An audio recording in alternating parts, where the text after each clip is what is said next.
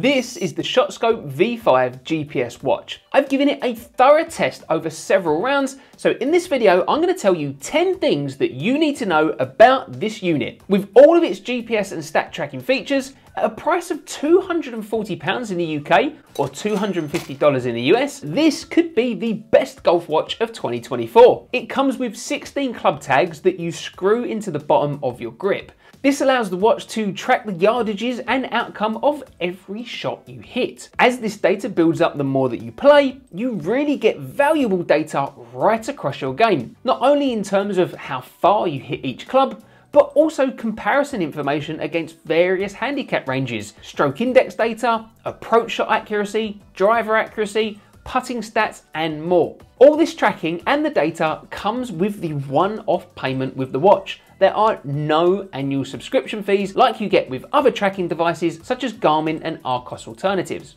I'll cover what the watch and the accompanying app is actually like to use a little bit later in this video. But first, I think all golfers will want to know how accurate is the GPS in this watch. While out playing around, I actually tested the accuracy of the front of green yardage on the watch with a laser rangefinder, and I tested it on 3 separate holes. So let's find out how it did. Okay, so the watch says front of the green 133, and the Bushnell to the front of green says 132.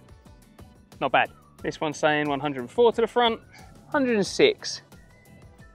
Not too bad. 183 to the front, 183, 184, roughly about there. So overall, I didn't have any issues with the accuracy of the watch or the software driving it. The V5 seems to share a lot of tech and specifications with the X5 watch. ShotScope have replaced the ceramic bezel on the X5 with a new plastic one on the V5. Now personally, I don't mind the look of this new one, but I know some people would have preferred keeping the, well, more scratch resistant and I suppose generally nicer looking ceramic version. ShotScope have also done away with the often too sensitive touchscreen from the X5 and instead have replaced it with the 4 buttons around the outside. Now the buttons are very easy to use and navigate when out on the course, and they do have a satisfying click. The actual screen itself is plenty bright enough, although you can't actually adjust the brightness yourself. You just have to use it as it is, I'm afraid. The basic colour screen that it comes with is simple but effective. The strap itself also seems to be the exact same one that was on the X5, which is a pretty good thing because it feels decent enough quality. I've used this a fair amount on the course and it still pretty much looks brand new. If you've got small wrists like me, then there's plenty of notches on this strap as well. However, the keen-eyed among you might have noticed that the buckle is still the wrong way round compared to most regular watches. Now, ShotScope aren't doing that just to be awkward and mess with you, but this is the way that they actually incorporate the club sensor into the watch itself. So unfortunately, you can't swap it back around the other way. You get used to putting it on that way after a little while, but to begin with, it is a little bit fiddly. The V2 version of the tags generally work pretty well. When playing, I tend to get in the habit of waving the bottom of my club past the watch just to make sure it's picked it up. That said, there will still be the odd occasion when a shot hasn't been picked up because I've forgotten to do that and the bottom of the club just wasn't quite close enough for the sensor to pick it up, which means you'll have to add that shot in the app post-round. While testing, I also had one experience where the watch picked up several phantom shots as I walked down the fairway. I'm not quite sure what happened then, but I had to then delete all of those shots in the app afterwards. The operating system never crashed on me while using the watch out on the course, but it does seem to run a little bit slow compared to other golf watches that I tested in the past. It's not a problem, but it's certainly noticeable. It's not the snappiest system when navigating the menus. A key feature when it comes to GPS watches is the battery life. Generally, after finishing a full round of 18 holes, I was left with around about 50% left. And after wearing it for a full day, including playing 18 holes, I'd be down to just under 30% by the time I got to about 10:30 in the evening. Now, this level of battery life is absolutely fine, although I would have preferred it to have a little bit more to ensure that I could definitely get 2 rounds out of it if I was using it back to back over a weekend. So what about the golf features that you actually get with the watch? First of all, on the home screen, I really like the layout of it because it shows a lot of clear information. It gives you the yardages to the front, middle and back of the green for the hole that you're on. There's also a button where you can press it and it will show you the hazards that are on that hole as well. So all you need to do is unlock the screen and then press the hazard button, and you can just scroll through and it will give you the yardages to the front and back of various hazards on that hole, such as bunkers and water. If you scroll through again, you can also then get the yardages to various dog legs on the hole, if that's applicable, and you can now also get the hole layout. So this is a new feature for ShotScope's watches. It's not hugely accessible because you do have to do some button presses to get to that whole view layout, which meant that I actually found myself not really using it all that often. I'd kind of forget that that feature was there. It's nice to know that it's got it in the background, so if you are playing a new course where you really don't know the layout, that can really come in handy. I always like to see that feature on a watch. And on the whole view layout, you actually get a radius which you can move up and down, so from your tee shot you can get an idea of what trouble you might be bringing into play, depending upon roughly where you hit it on the hole. However, you can't zoom in on that whole layout, it is just a static image. You also have a green view, and then you have the ability to move the flag around so you can get a yardage to where the flag is instead of just the middle of the green. However, I've got to be honest, I never really used that feature once I was out on the course. I just don't see a need for it, to be honest. I'm more than happy just having the front, middle and back yardages, and I'll work out what I want to do from there. One other golf feature that I just want to highlight is that it is very easy to see the distance of your last shot. All you do is unlock the watch and then press the button next to the club that has been picked up on the front. And then it will take you straight to the menu where it shows you last shot, and it's just one more press and then it will start showing you the distance you hit your last shot. Because that's actually something that I'm really interested in. Normally to think that I'm going to show off that I just creamed the driver 260 yards, when actually I just trickled it 220. A lot of people will be wondering whether the V5 is a smartwatch. No, absolutely not. Although the watch has Bluetooth, so you can upload your shot data to the app, you cannot receive any notifications about text messages or calls or apps or anything like that. The watch does track the number of steps that you take while wearing it, but you can't then add that data to your smartphone health tracking features. So this is definitely not a smartwatch. So what's the V5 actually like to use out on the course? For basic GPS use, the V5 was nice and easy to use. I'm a big fan of the button layout over a touchscreen. It is very easy to get to all of the essential GPS information that you really need out on the course. The main screen is clear and it tells you a lot of information.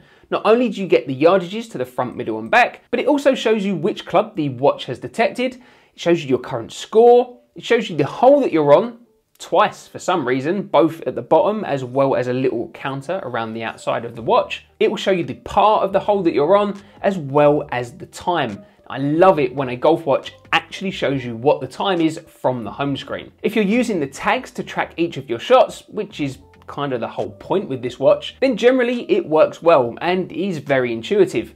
But when you do lose a ball or you have to hit a provisional, which I tend to have to do quite a lot, it can be a little bit tricky to figure out what you need to press in order to track that provisional. Otherwise, the watch just thinks you're hitting another shot from the same place. The same goes for adding penalties as well if you've hit it out of bounds or into water. Generally, I found that I would just fix it in the app afterwards rather than worrying about messing about with it on the course. But if you can get used to what you need to press, you can do so on the watch. When the GPS recognizes that you are actually on the green, the face changes, so then all you need to do is enter the number of putts that you've taken. And what you're supposed to do is actually enter the number of putts when you're at the flag, because then that will record where the flag actually is. However, one slight annoyance I had when using that feature is that you can't seem to get out of that screen. So if you've actually finned your ball through the green and now you need to hit another wedge, well, all of a sudden you've lost the ability to see any other information. And I'm not entirely sure whether the watch was actually tracking the club that I was hitting to play back onto the green, because all I can see is the screen telling me to enter the number of putts that I've taken. That's not the end of the world, but it is a little bit annoying. So what's the app actually like to use once you've finished your round? Well, before I tell you that, if you haven't done so already, make sure you sign up to my free monthly Golf Deals newsletter. I'll include links down in the description below. Compared to early versions of the app that was running a few years ago with the V3 and V2 watches, the latest version is far easier to use. Once you've finished your round, you connect your watch to the phone via the Bluetooth, and then you upload the round data. From there, you then have to review the round in order to certify the score. In all the times that I've used the ShotScope watch, I've always had to correct the score and then reposition certain shots that I played out on the course. And that's been the same whether I was using the V3, the X5, the H4, or the new V5. Thankfully, the improvements to the app means that this isn't quite as painful as it used to be in the past. But depending upon how tech savvy you are and how much editing you need to do, this process could take you anywhere between a couple of minutes to half an hour. As I've said in previous reviews of ShotScope products, the more accurate the data you have, then the more likely you'll be able to use it to improve your game. Generally, I find that the tags do a pretty good job of tracking the data for each club. However, they're certainly not perfect, and I often find shots in the wrong place, or I need to add additional shots that the watch might not have picked up, most likely due to user error. Or sometimes, as I mentioned before, I have to actually remove phantom shots that I definitely didn't hit. Quite often, I'll have to edit around because I've not actually used the watch to tell it that I was hitting a provisional or that I'd lost a ball. Away from the stat tracking features, the app actually has a few more tricks up its sleeve. With the My Strategy section, you can look at a hole and see your dispersion tendencies off the tee, so you can see what potential danger you might be bringing into play and then be able to better prepare for that hole in the future. You can also see where you've hit all of your previous tee shots for a hole and what you actually scored from those shots, even comparing that data to other golfers. Am I going to use either of these features on a regular basis? Probably not, but it's pretty cool technology, and it's good to know that you have it in there if you need it. There are some other features within the app, such as leaderboards and course reviews, but I've not really dived too deep into any of those. Those features aren't necessarily for me. So, would I recommend the ShotScope V5? Well, just before I tell you that, if you found this video helpful, please take a second to hit the like button and maybe subscribe to my channel. Thanks. So, would I recommend it? Yes, actually I would. If you want a huge amount of data on your game and you want a dedicated GPS golf watch, then the V5 is a great option. Is it perfect? No. I would have preferred it to have a better battery life and a snappier interface. But at £240 or $250, it's very well priced without feeling too cheap. And I've included any discounts down in the description below, so hopefully you can get it for less than retail price. By comparison, an Arcos Link Pro and 13 club tags will cost you around £380.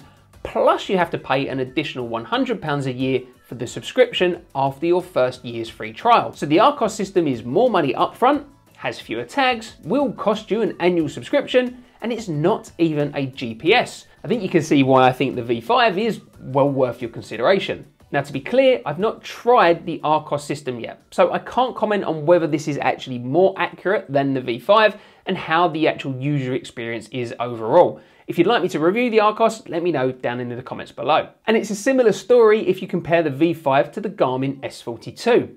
At very similar prices, the Garmin is a better watch to use and look at, but you only get very basic performance data from the Garmin. If you want a similar experience to the ShotScope, you have to buy the Garmin CT10 club tags separately, which cost around £180, and then you also have an £80 a year subscription as well. And even then, the data that Garmin provides isn't nearly as detailed as the data that ShotScope are giving you, which, I remind you, is free. Well, not free, there's an upfront cost, but there's no subscription fees. So now that ShotScope have a V5 watch with improved looks compared to the previous V3, it's a very compelling option. Right now, in terms of value for money, I think this is one of the best golf watches that you can currently buy in 2024.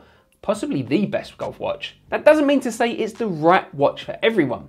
Personally, I'm not hugely bothered by the stat tracking data. It's just not necessarily something I've got time to really dive into at the moment in my life and in my golf game. So for me, my preference would still be to use the Garmin S42, or if I could justify the jump up to something even more premium, probably something like the Garmin S70 or the Venu 3. But both of those are much more expensive watches that come with a lot more bells and whistles that mean that they are much more like a smartwatch rather than just a dedicated golf watch. So why not check out a review for either of those watches, which I've included right here.